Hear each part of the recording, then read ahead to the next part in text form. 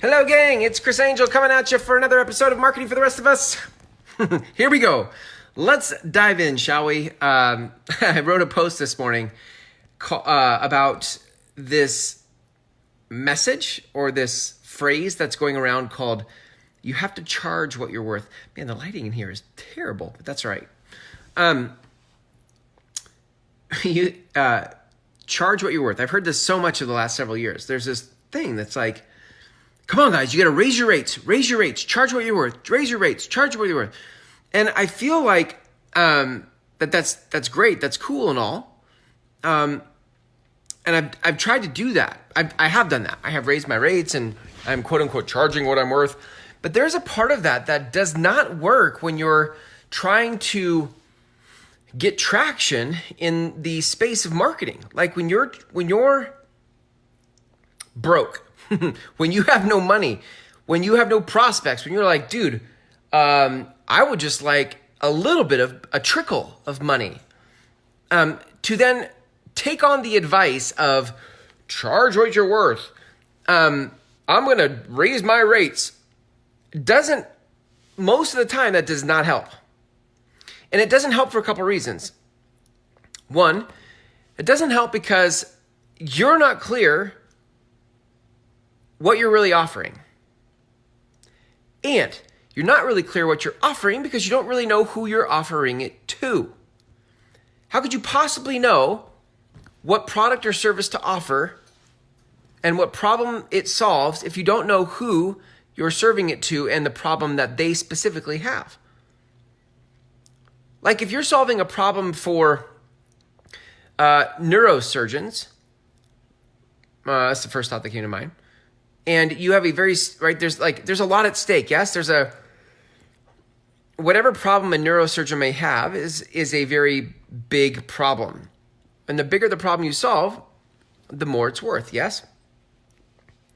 But if you're solving a problem for somebody where the problem is not as big, then it's not worth as much.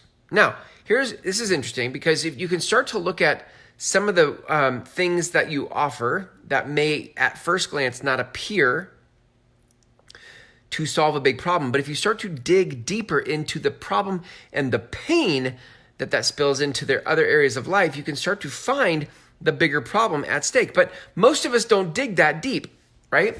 What we do is we fall prey to groupthink where the gurus, the teachers, the people on the webinars say, you need to charge what you're worth. So we go, oh, well, I guess I'm supposed to charge what I'm worth.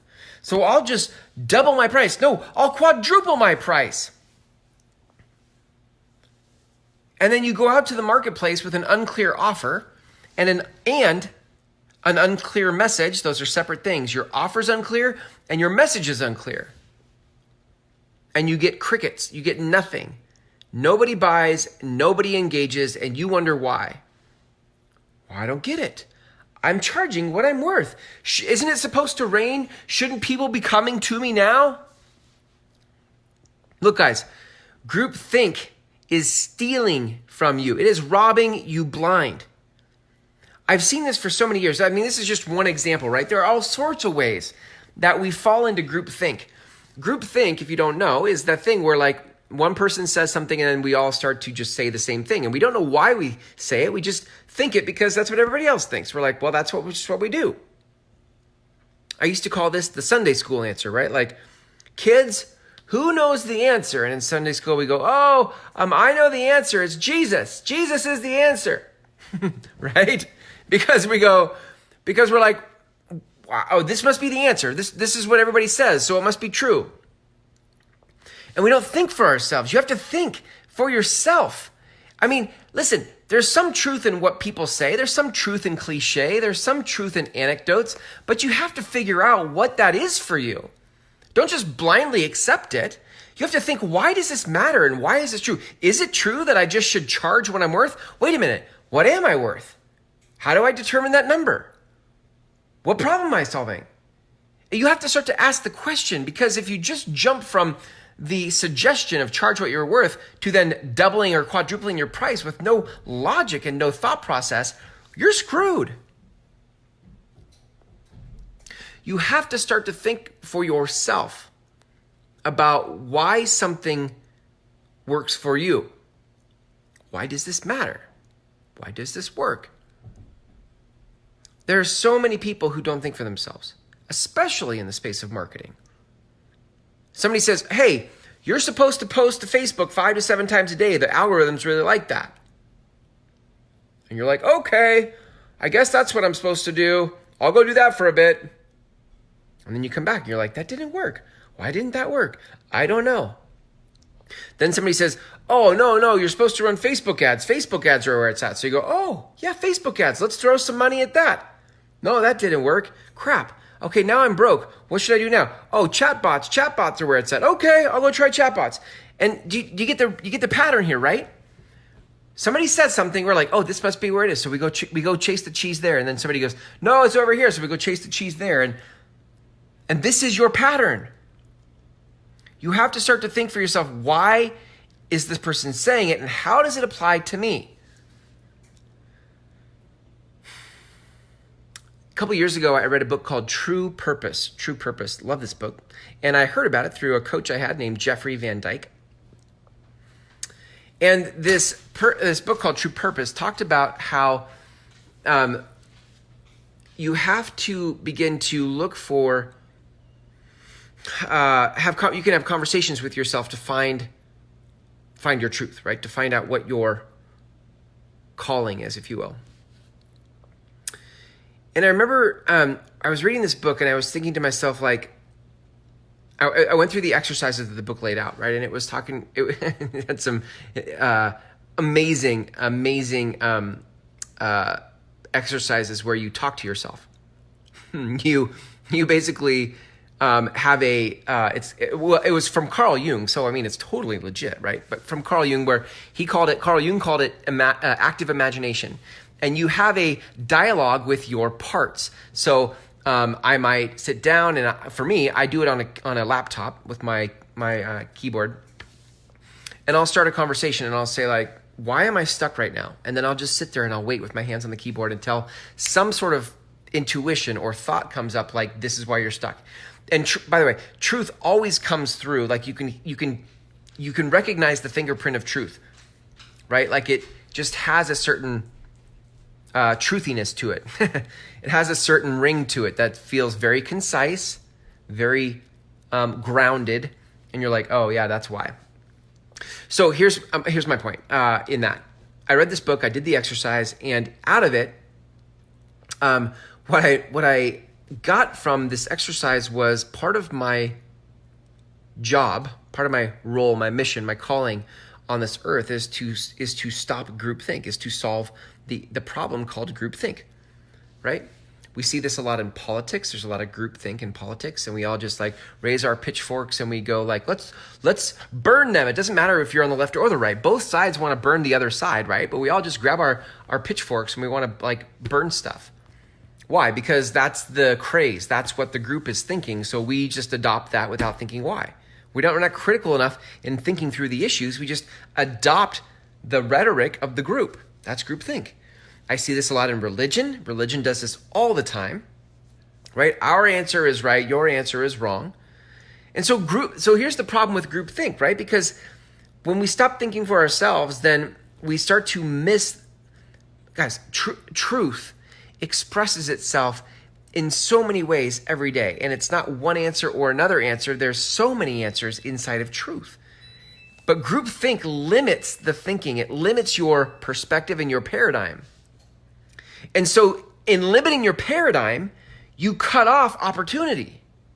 You cut off what could work for you. So in groupthink, you go chase everybody else's cheese and nothing works for you. And so what? You spend a decade, maybe 2 decades chasing everybody else's cheese, never having thought for yourself about what actually works for you? That's the problem. This is the problem of groupthink. This is why I love to tell people like the answers that you're looking for in anything, in relationships, in money, in success, in career, in health, the answers are not outside of you. The answers are inside of you.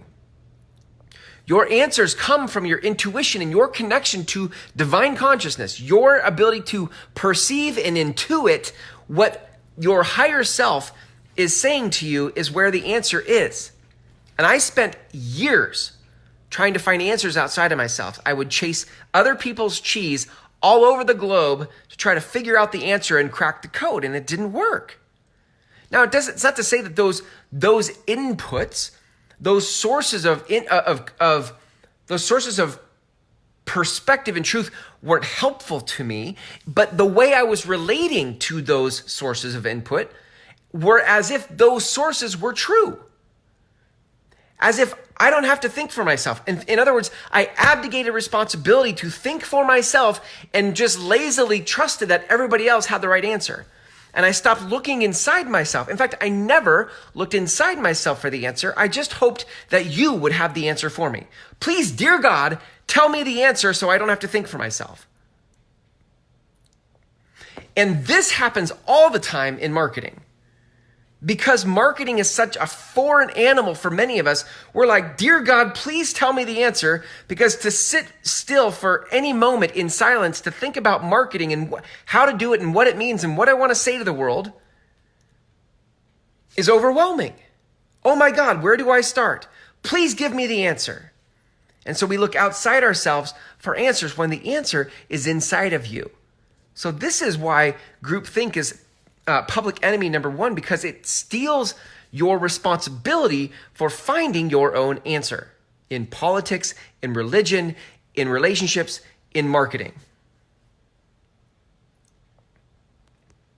So the example I used today was the groupthink phrase called charge what you're worth, because lately the tribe, the ether, the group has all jumped on the bandwagon called, yeah, that's really good. Let's charge what we're worth, double our rates, quadruple our rates. And meanwhile, everybody goes broke. How's that working for you? Says Dr. Phil. How's that working for you? Why not? Two things, and I'll share them here because I shared them in my post this morning. Two things. One, why not find out a way to create an offer that actually solves, and not only solves, identifies the problem, the size of the problem, the pain of the problem, and gets very specific about the problem so that you could quantify the value of what your product or service offers. And to do that, you'd have to get clear about who are the people you're serving, and what is the problem you're solving for them. And if you don't have those two things, how could you possibly know what you're worth? How could you possibly charge what you're worth? Because you don't know the problem you're solving. This is not a conversation of self-worth. You as a human have lots of self-worth. You are worth a ton as a human. But that doesn't mean you can charge 4 times your rate if you don't know who you're serving and what problem you're solving for them. So that's number one. Get clear about who you're speaking to and the problem you're solving for them. That helps you start to charge what you're worth. That would actually be helpful advice. I cover that, by the way. Like a great place to start in that is in my 6-week program, my 6-week intensive program, right? Because we start to dive into what is the conversation you're leading in the world and who is it for? What problems and pains do they have? Only then can you start to figure out the magnitude of the problem you could help them with. Until you get clear on that, any offer and like any product or service and any number you attach to that product or service is premature.